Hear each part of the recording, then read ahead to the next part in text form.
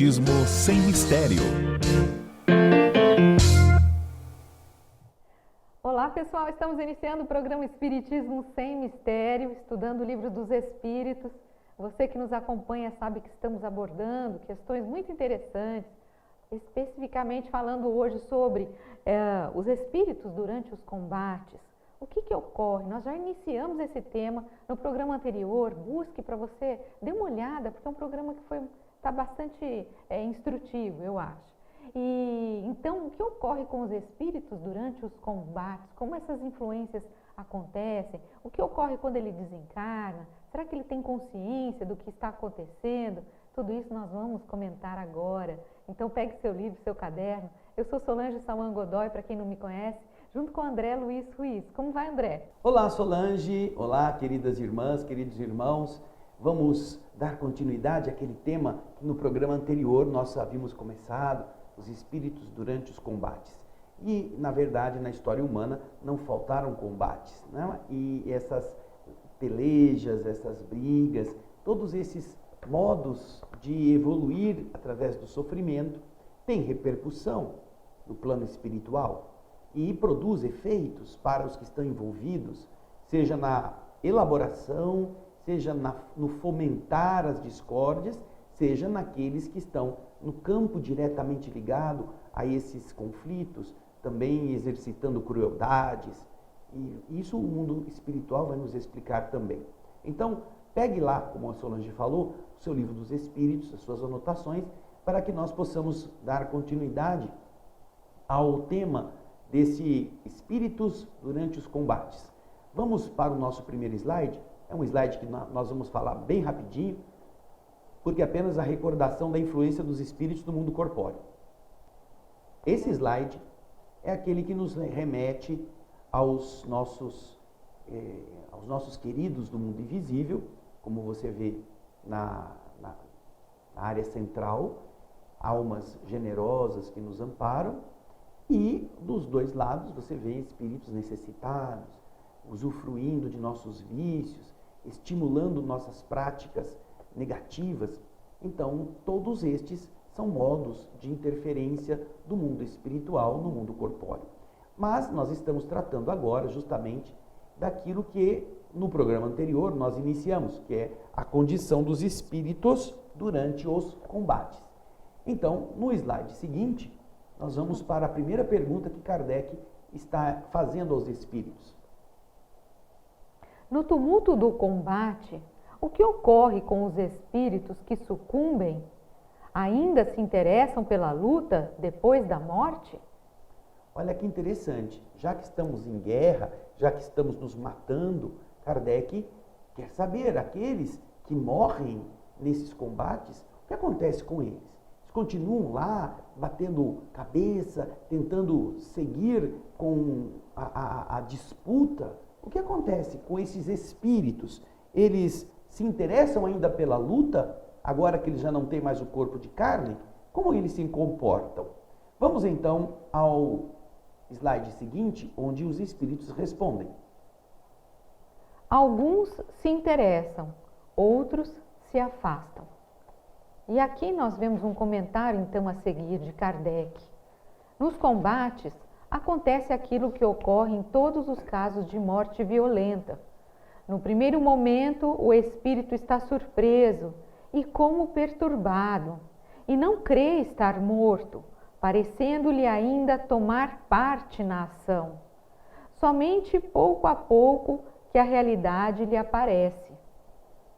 Essa ação de um estado como que vivo para aquele que acabara de perder o corpo é natural, uma vez que ele está tão tomado pelo medo ou pela circunstância de estar se defendendo, que quando deixa o corpo físico, a morte violenta, e nós já vimos, já estudamos isso, às vezes leva tempo para que o espírito se dê conta de que ele não está mais preso a um corpo físico, porque ele não está com o foco voltado, senão para se manter vivo.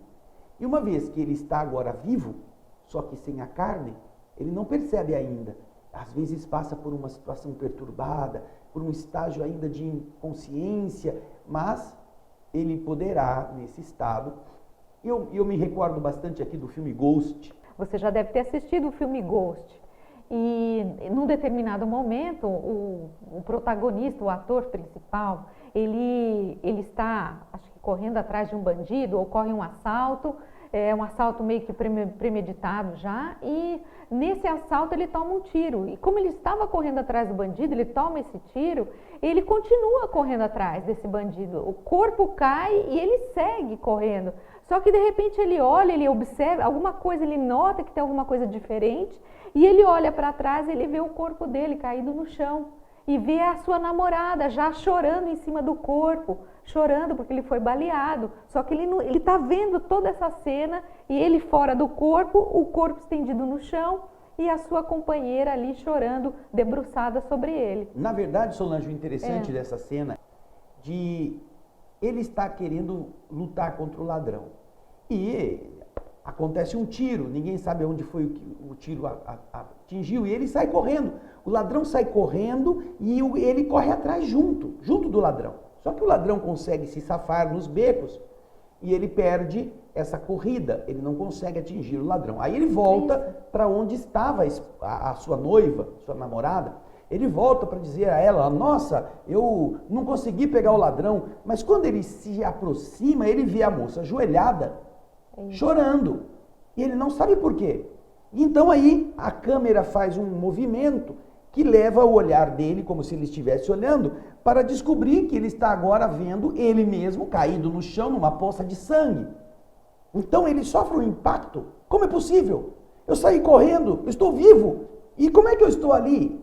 É isso que nós estaremos também, como diz Kardec, e os espíritos respondem, observando nesses momentos impactantes em que uma granada explode, cai uma bomba, ou a pessoa leva um tiro, ou alguma coisa acontece, ela cai numa armadilha e de repente ela desperta e ela ainda está sem saber direito o que aconteceu, mas ela se vê viva.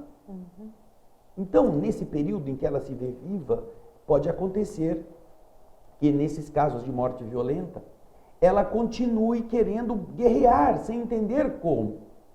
Porém, com o passar do tempo, percebendo que ninguém o escuta, ninguém faz conta dele, acontece de o indivíduo começar a perceber que tem alguma coisa que não está como era antes.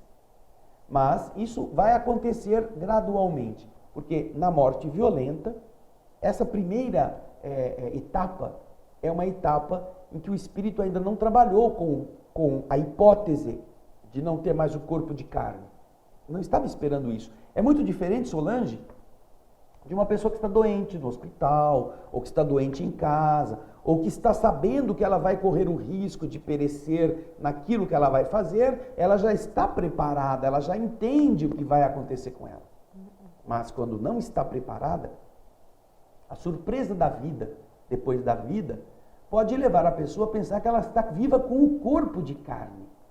E isso faz com que ela continue querendo fazer as mesmas coisas. Principalmente numa batalha em que você está naquele calor da luta, e quando isso acontece, acho que o espírito está muito envolvido, não é?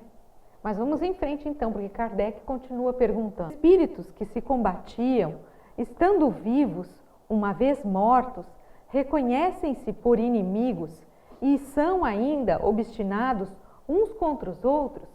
Você vê aí, nessa pergunta, pode deixar ela na tela, que estamos vendo duas situações, não é? Eles estavam combatendo uns aos outros na condição de encarnados. Porém, por alguma circunstância, se vem agora do outro lado da vida. Nesses casos, e eu não digo como pessoas que se identificam umas às outras, mas como aqueles que sabem que o outro é inimigo, porque está usando um outro uniforme, está falando uma outra língua, tem uma outra aparência. Ao estarem do outro lado, estes dois espíritos que estavam se combatendo, eles continuam se reconhecendo como inimigos? Continuam se combatendo? Continuam se agredindo? Continuam obstinados? E é aquele que não quer ceder, que não quer entregar os pontos um contra o outro? Essa é a pergunta muito inteligente que Kardec faz para o mundo espiritual agora explicar como que a coisa funciona. Vamos lá ao próximo slide e ver o que os espíritos respondem. O espírito, nesses momentos, não está jamais de sangue frio. No primeiro momento, ele pode ainda querer seu inimigo e mesmo persegui-lo, mas, quando as ideias lhe retornam, vê que sua animosidade não tem mais objetivo. Entretanto, pode ainda conservar-lhe as impressões mais ou menos fortes, segundo o seu caráter. Quer dizer, a gente vai ver então que, num primeiro momento, como ele está no calor da batalha, ele pode até querer perseguir o seu inimigo. Mas, quando ele começa a notar que existe algo diferente, que ele não tem mais o mesmo retorno das coisas materiais, ou seja, ele vê que ele atravessa coisas, ou que ele vê que tem algo diferente, então ele nota que ele não está mais no corpo físico, alguma coisa aconteceu. E a partir daí, quando ele cai em si, ele já observa que, bom, essa guerra não tem muito mais objetivo de ser. Então, ele pode ser que ele pare de perseguir o seu inimigo. Mas isso tudo, como disse a resposta, vai depender também do caráter do espírito. Porque, às vezes, se o espírito é muito vingativo, é um espírito atrasado, apesar disso, ele ainda continua a sua perseguição.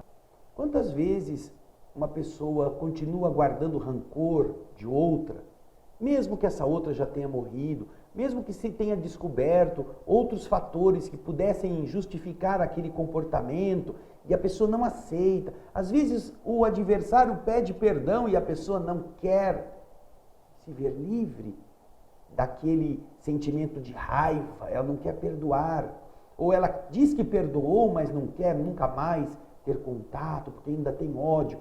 Então você percebe que o fato em si do perdão, deste esquecimento, desta maneira desarmada, não se improvisa. É preciso que isso esteja já assimilado pelo espírito. Muitos dos que vão às guerras sabem que estão numa situação ruim e que, em uma situação dessa, o outro inimigo, o outro adversário, não está com raiva dele pessoalmente. Está defendendo aqueles que os mandaram para a frente de batalha. E em algumas circunstâncias, e existem vários relatos a esse respeito, entre os soldados que estão na linha de frente, não há animosidade.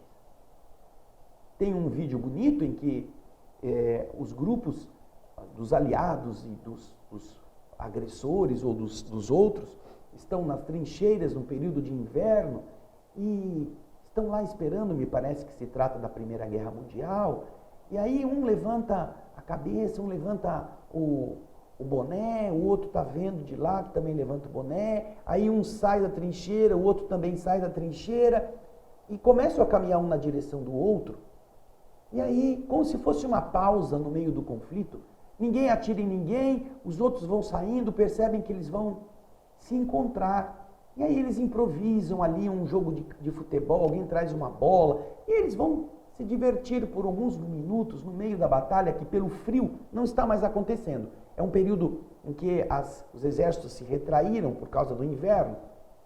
E então houve espaço. Aí um mostra a família, a fotografia da esposa, o outro também, que mesmo não falando a mesma língua, os outros vão se entendendo e vão jogar uma bola, vão confraternizar. E depois vão voltar para se matar, continuar a guerra. Agora, naturalmente, existem aqueles que têm ódio, que querem mesmo sangue, e eles nunca vão admitir, confraternizar com o seu inimigo. O cara veste um outro uniforme, já é seu adversário figadal. Depende, então, de como cada um interpreta a relação da vida, antes e depois da morte. Se nós formos criaturas assim, muito apegadas aos nossos equívocos, às nossas manias, aos nossos vícios, aos nossos partidarismos, vamos levar isso conosco para o outro lado da vida. Isso acontece, por exemplo, e aqui é importante a gente recordar, porque isso as casas espíritas possuem. Na casa espírita, você imagina que só existem espíritos espíritas, ou que foram espíritas, e não é assim. No centro espírita, e nós temos relato de muitos, existem espíritos de todas as religiões. Existem espíritos que se apresentam como católicos, como padres ou freiras. Existem os pastores que estão com a fisionomia de pastores. Existem os espíritos que se apresentam como monges budistas. Existem espíritos de religião israelita, de religião muçulmana. Mas por que isso, André? Eles não são espíritos? Sim, eles são. Porém, você imagina que eles agora do outro lado sabem das verdades do espírito, mas aqueles religiosos que estavam nas suas igrejas e que vão morrer não sabem. Então, alguns deles vão morrer e não saberão a quem recorrer. Agora você imagina então, se eles não acreditavam no espiritismo ou achavam que o espiritismo era coisa do demônio, como é que um evangélico bom, um evangélico que tem merecimento, mas que acreditava que o espiritismo era de Satanás, como é que ele pode sentir-se acolhido por um espírito espírita? Não, sai daí, demônio, porque o demônio se fantasia de bonzinho. Então, como é que ele vai aceitar ser acolhido no mundo espiritual? Ele vai aceitar se porventura um espírito evangélico, um pastor, com toda a postura de pastor que ele está acostumado, se acercar dele e falar: meu filho, você está agora no reino, venha comigo, vou levar você a um local onde você vai se recuperar, porque lá no versículo tal, do capítulo tal, fala a linguagem do espírito que está precisando de apoio. E ele vai confiar no pastor, não vai confiar no Dr. Bezerra de Menezes, não vai confiar num espírito que ele nunca ouviu dizer quem foi. E assim acontece com todos os sacerdotes e os representantes das diversas religiões. Não é que eles se fingem, eles apenas se apresentam para facilitar a mão estendida, ser acolhida por aquele que está caído. Porque se aparece um muçulmano estendendo a mão para um judeu ou vice-versa, eles não vão querer, porque eles foram educados na inimizade. Quem é você? Eu não sei quem você é, para onde você vai me levar?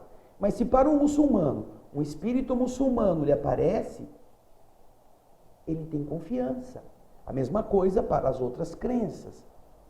Por isso é que, ao falarmos da questão do plano espiritual, dependerá do caráter daquele espírito que desencarnou, entender que ele já não tem mais o porquê ficar com ódio do outro que está com a aparência de ser seu inimigo. Porém, se ele é desses rebeldes, desses durangos, desses caras cabeça dura, ele vai querer continuar ainda a perseguir, ele vai querer continuar a bater. Só que tem um problema. Imagina, como é que ele vai fazer a arma dele funcionar? Está do outro lado, ele vai estar desarmado, não vai conseguir pegar uma pistola, não vai conseguir dar um tiro. Como é que ele vai fazer? Talvez ele queira partir para cima no soco, na agressão física, por falta de recursos para tornar a sua agressão mais potente, utilizando-se de uma arma. Isso vai fazendo com que ele perceba que ele já não está mais na condição anterior. E, obviamente, chega um momento em que todas as coisas se aclaram. Mas leva mais ou menos tempo, dependendo do caráter do indivíduo. E aí, Solange? E aí, Kardec continua então com o seu questionamento, porque ele vai perguntar agora, bom, será que o espírito percebe ainda o ruído das armas? Morreu, está do outro lado. Será que agora do outro lado ele fica ouvindo tiro, ele fica ouvindo o barulho das bombas, as explosões? O que será que acontece com ele? Vamos ver a resposta? Sim! Perfeitamente. Exatamente. Ele continua ouvindo, ele está lá no ambiente, não é mesmo? Ele está lá, no meio da confusão. E aproveitando essa pergunta, essa resposta, aliás, Kardec já faz outra pergunta. E você vê aí na tela, a pergunta 548. O espírito que assiste de sangue frio a um combate, como espectador, testemunha a separação da alma e do corpo e como esse fenômeno se apresenta a ele? Olha que pergunta legal. O que ele está perguntando aqui? O fulano já não está mais na guerra, ele está lá vendo. Ele está vendo a coisa. Já perdeu o corpo. Ele está agora assistindo. E ele vê os exércitos se atacando, os projéteis explodindo, ele vê os inimigos se engalfinhando e, obviamente, ele vai ver criaturas se matando. Mas ele está como espectador, não está como agente da matança. Kardec quer saber como que ele testemunha, ele vê a alma se separar do corpo à medida que levou o tiro ou que a bomba explodiu, ele vê essa separação acontecer. Como que esse fenômeno da morte na guerra se apresenta para este que está assistindo esse conflito? Vamos ver a resposta? Vamos lá. Há poucas mortes instantâneas. Na maioria das vezes, o espírito cujo corpo vem a ser mortalmente ferido não tem consciência sobre o momento. Quando ele começa a se reconhecer, é então que se pode distinguir o espírito que se move ao lado do cadáver. Isso parece tão natural que a visão do corpo morto não produz nenhum efeito desagradável. Toda a vida estando transportada no espírito, só ele atrai a atenção e é com ele que se conversa ou a ele que se dirige. Então a gente vê aqui a consequência muito interessante, porque primeiro os espíritos realçam um fato que nós já estudamos.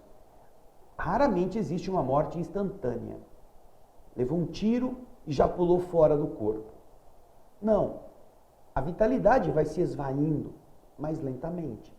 O corpo ainda está sofrendo o funcionamento precário dos órgãos que tentam manter o corpo. Então ainda existe vitalidade na matéria para que o perispírito continue preso a ela. Somente depois de um certo tempo é que começará a haver esta consciência. Põe de novo para mim o slide número 8 na tela. Essa consciência vai brotando com o tempo. Você vai ver aí. Ele não sabe ainda, ele não tem consciência ainda desse momento. Ele está vivendo o momento, mas ele não sabe. Agora, quando termina essa ligação e ele não tem mais como voltar ao corpo, e portanto, ele sai do corpo e pode olhar e ver o cadáver ao seu lado, ele vai olhar aquilo como algo que lhe parece natural, como algo que é a visão de um corpo morto, que não produz nele um efeito desagradável. E por que que não é assim tão ruim? Porque de verdade ele se sente vivo e ele é atraído por essa vida. E aqueles que estão assistindo conversarão com ele como espírito, enquanto que o corpo está ali nos estertores finais. Daí é que os que estão assistindo poderão ver a exteriorização do perispírito com essa mais densidade própria daquele corpo de carne que estava ali, e o espírito que estará conversando estará tendo uma atitude de quem está vivo, não de quem morreu. Aquela história de defunto, de cemitério, de fantasma, de caveira, é própria do ser humano encarnado. O espírito não, o espírito se vê recomposto na sua estrutura básica. Aquilo que o corpo mental vai propiciar ao perispírito reorganizar a estrutura da sua aparência, na forma como ele estava ali no chão. Então ele vê um boneco e vê a ele mesmo tão sólido, tão lúcido, que na verdade não vai entender. É a mesma coisa que aconteceu com o Ghost, que a Solange comentou. Ele viu o corpo dele, mas ele se vê perfeitamente como ele era. E isso, para ele, não tem muita diferença. E nessa temática, nós vamos aproveitar aquilo que até aqui nós vimos, neste trecho do tema, os espíritos sobre os combates, e nós vamos comentar de uma obra muito interessante. Você já viu aí este livro, Os Mensageiros, do Espírito André Luiz, através da mediunidade de Francisco Cândido Xavier. Tanto o livro Nosso Lar, quanto o livro Os Mensageiros, foram escritos pelo Espírito André Luiz no período da Segunda Guerra Mundial. no início e na decorrência dessa Segunda Guerra Mundial.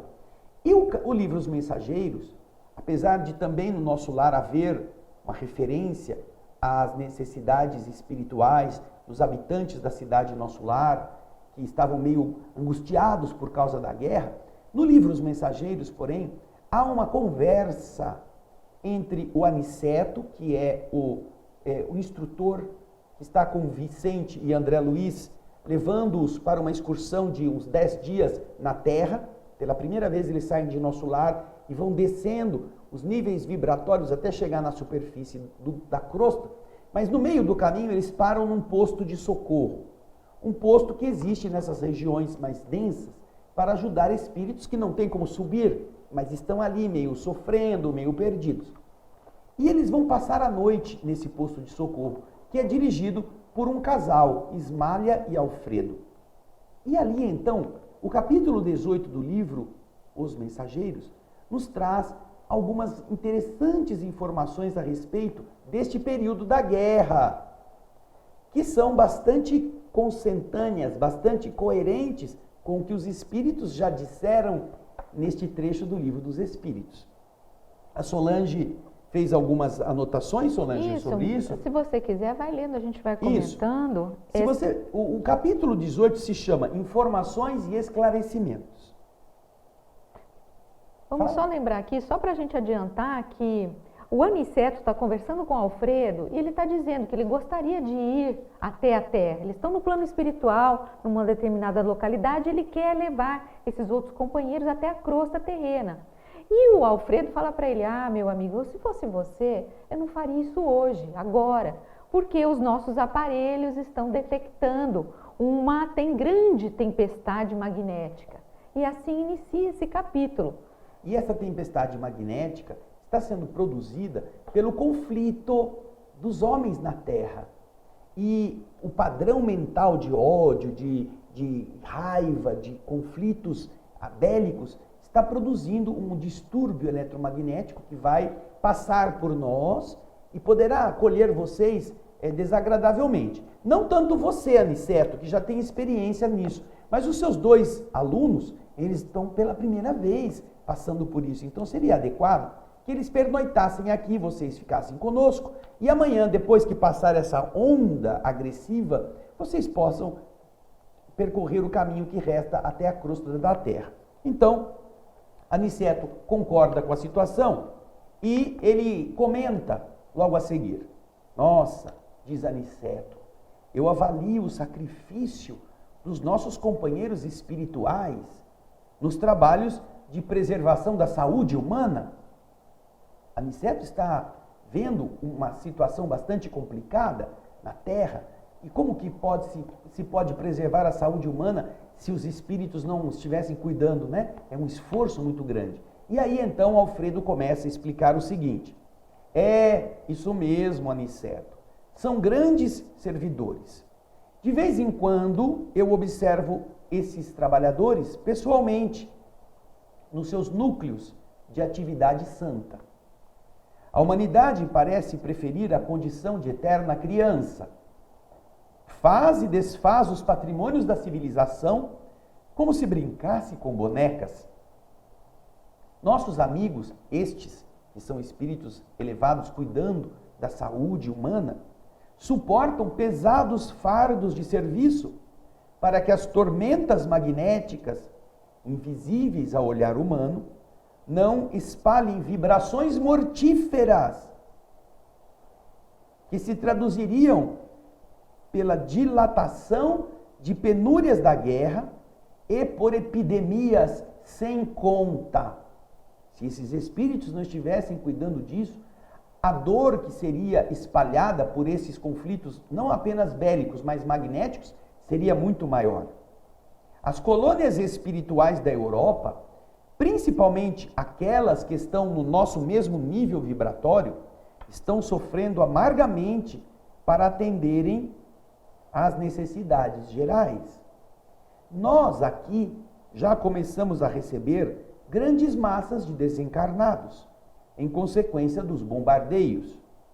A cidade Nosso Lar, que já está mais acima, pela sua missão, ela ainda não pode imaginar todo o esforço que o conflito mundial vem exigindo da nossa colaboração nas esferas mais baixas. Os postos de socorro de várias colônias, ligadas a nós, que também somos um posto de socorro, estão superlotados de europeus desencarnados violentamente. Fomos notificados de que as súplicas da Europa dilaceram o coração angélico dos mais altos cooperadores de nosso Senhor Jesus Cristo. Aos terríveis bombardeios na Inglaterra, na Holanda, na Bélgica e na França, sucedem-se outros de não menor extensão. Depois de muitas reuniões dos nossos mentores espirituais, resolveu-se, olha só como os espíritos estão trabalhando mesmo neste período belicoso, resolveu-se providenciar a remoção de pelo menos 50% dos desencarnados na guerra que está acontecendo na Europa, trazendo-os para os nossos núcleos americanos. Temos aqui, em nossa instituição, o nosso campo de concentração, com mais de 400 espíritos. Olha que interessante, Solange. Isso. A gente vê aqui, nesse momento, olha o que nós temos até aqui, até então. Nós temos aquelas batalhas sangrentas acontecendo, aquela animosidade, aquela vibração muito densa, pesada, aqueles que aqui ele cita, apesar da gente não ter lido, que aquelas pessoas que não estão na frente de batalha, as demais pessoas que não estão ali na luta, eles estão vibrando também e contribuindo, mas vibrando negativamente, estão contribuindo vibratoriamente para que essas espessas, eles chamam de espessas nuvens de resíduos mentais, desses encarnados que estão em vigilantes, eles multiplicam, eles colaboram para que essas tormentas aconteçam. Então, a gente vê que é um ambiente extremamente pesado, vibratoriamente falando. E aí que eles estão dizendo aqui, as colônias, porque os encarnados estão desencarnando aos milhares, a gente morrendo bastante, e as colônias espirituais não estão dando conta desse suporte, de suportar todas essas vibrações. E se eles não tivessem trazendo esses espíritos que desencarnam no ódio, este ódio estaria ainda piorando a situação psicológica e vibratória daquele mesmo lugar, tornando ainda mais cruéis as lutas, as reações das pessoas.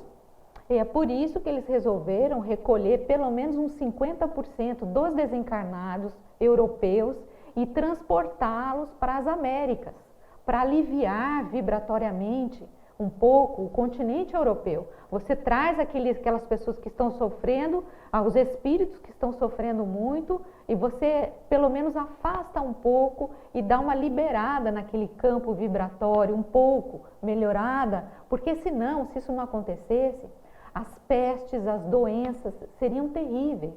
E os encarnados não conseguiriam sobreviver num clima como esse. Agora, veja só, a Aniceto está ouvindo essa informação e se surpreende e diz, poxa, mas deve ser complicado. Vocês que estão aqui, já tem 400 europeus, vem gente da França, vem gente da Alemanha, vem gente da Bélgica, vem gente da Itália, vem gente da Inglaterra. Puxa, e a questão da língua? Como é que se resolve isto? E aí, o Aniceto vai responder. Você está com o texto aí? Pode continuar, porque eu não sei onde é que você quer. Os serviços de socorro, diz o nosso querido Alfredo, o serviço de socorro, apesar de intensos na Europa, tem sido muito bem organizados, explicou o Alfredo. Para cada grupo de 50 infelizes, desses espíritos mortos, as colônias do Velho Mundo fornecem um enfermeiro instrutor, com quem nós nos possamos entender de modo direto. Desse modo, o problema da língua não pesa tanto, porque nossa parte de colaboração, o que nós temos que fazer é fornecer pessoal de serviço e material de assistência. Então vem um enfermeiro que fala a língua daqueles 50 E porque você achava que porque morreu como italiano já sai falando com inglês e vai entender tudo pelo pensamento? Obviamente, não sabe nem que morreu. Vai continuar falando a língua nativa, vai continuar pensando como italiano, ou como inglês, ou como francês, ou como espanhol. E essa barreira, ela é vencida como? Os espíritos organizam esse transporte e em cada grupo de 50 da mesma nacionalidade, vem um enfermeiro instrutor que é capaz de estabelecer conversação com eles, explicando as coisas e ao mesmo tempo relacionar-se com os espíritos destas colônias que estão recebendo esses infelizes. E isso já é uma demonstração muito clara da importância da organização. Ninguém vai fazer nada assim atabalhoadamente. E nesse aspecto, quer comentar, Solange? Não, quero já dar uma pulada para a gente seguir aqui nessa parte de baixo. Se você vai comentar mais alguma coisa nessa, vê o que você. Porque veja só, o Vicente, ele faz uma pergunta, mas não seria mais fácil largar esse povo tudo lá, não?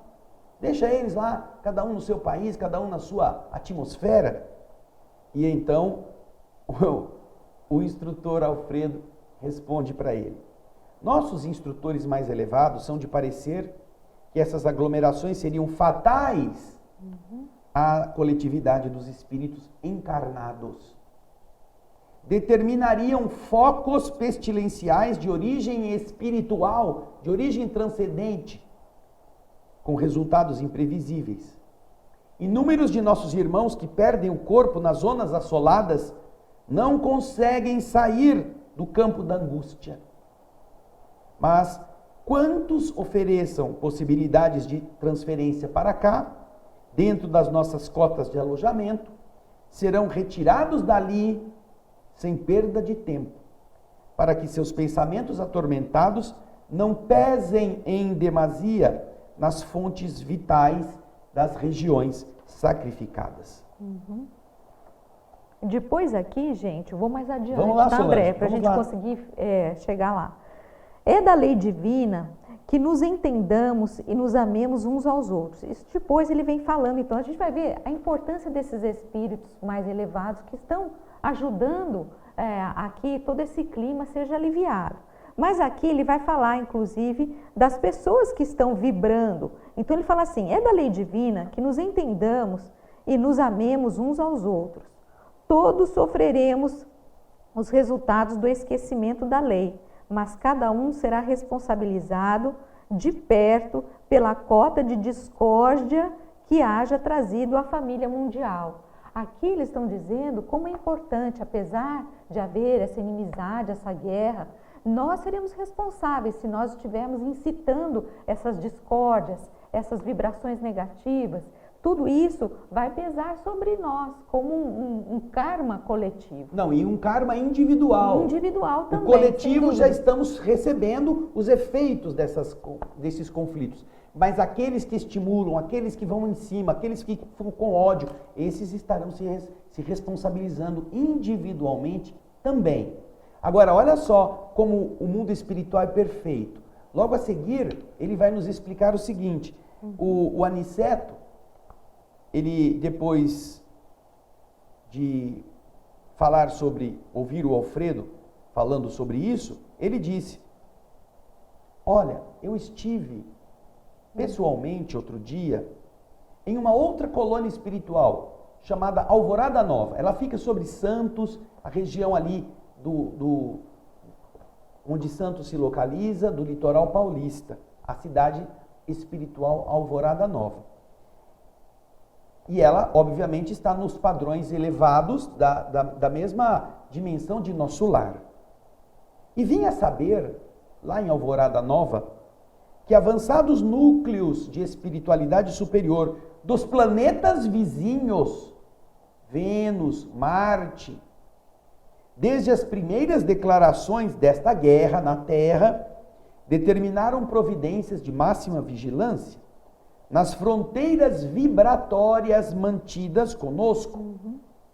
Eles estão estabelecendo bloqueios magnéticos entre o planeta que eles administram e a Terra, para que nós aprendamos a suportar os nossos nossos erros conosco mesmos. Ensinam-nos os vizinhos que devemos suportar nos próprios ombros toda a produção de mal que nós realizarmos. Finalmente, somos chamados como a casa grande, que é obrigada a lavar a roupa suja nas suas próprias dependências. Então, até os planetas vizinhos, porque o ódio se expande tanto quanto o amor, em ondas, até os planetas vizinhos criaram obstáculos para que nossas vibrações odientas não chegassem aos ambientes onde eles estavam já mais harmonizados. Agora veja só que referência bonita para terminarmos isto. Nós vamos encontrar aqui na parte final do capítulo. Está então o Espírito Alfredo comentando. Nestes tempos, a prece é uma luz mais intensa do coração dos homens, a oração. Bem se diz que a estrela brilha mais fortemente nas noites sem luz.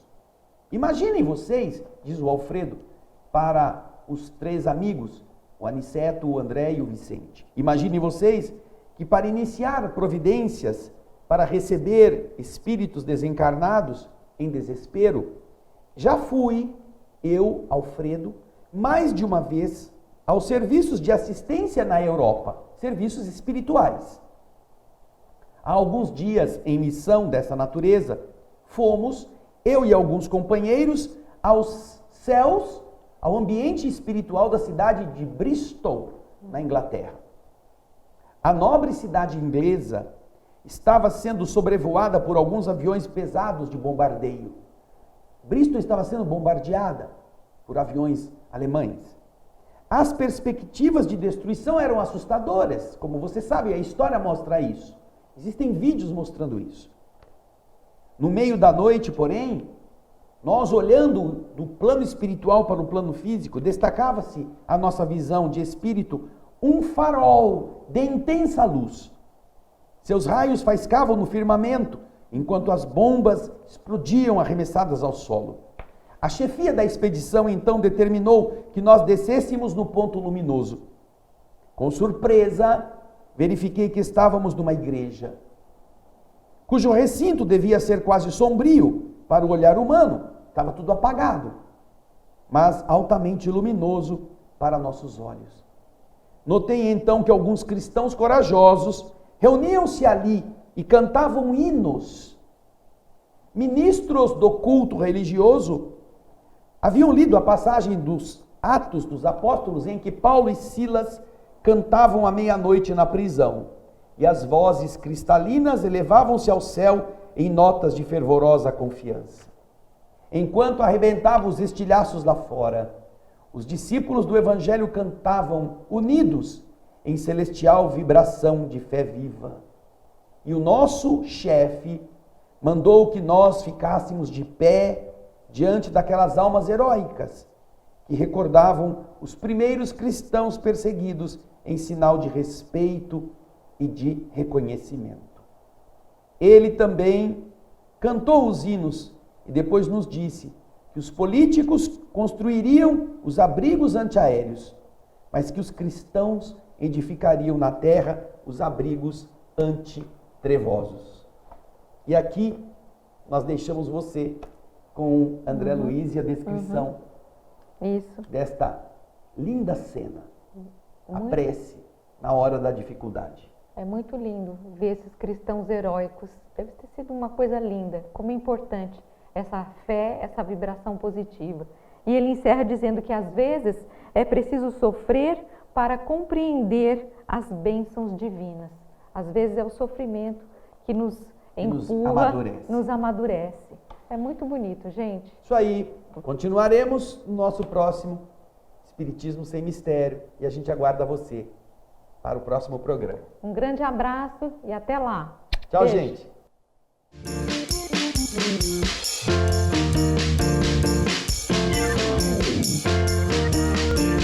Termina aqui. Espiritismo Sem Mistério.